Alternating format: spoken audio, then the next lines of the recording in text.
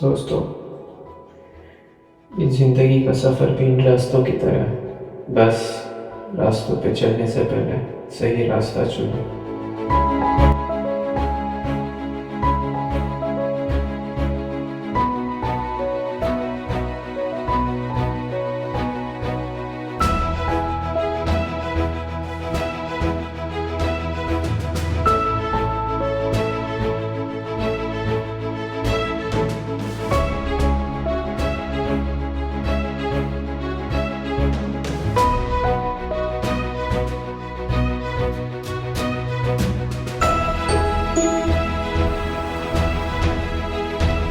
सुनो,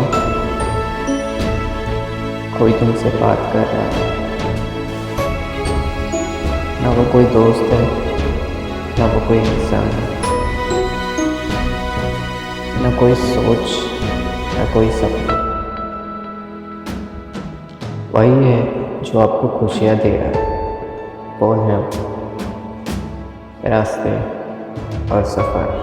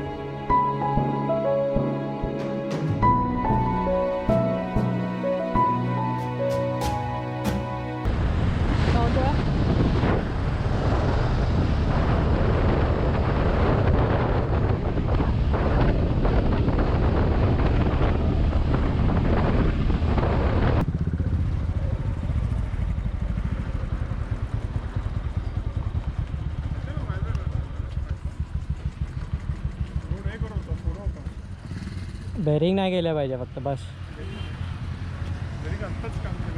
हां मग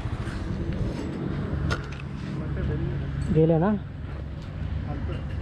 बेरिंग.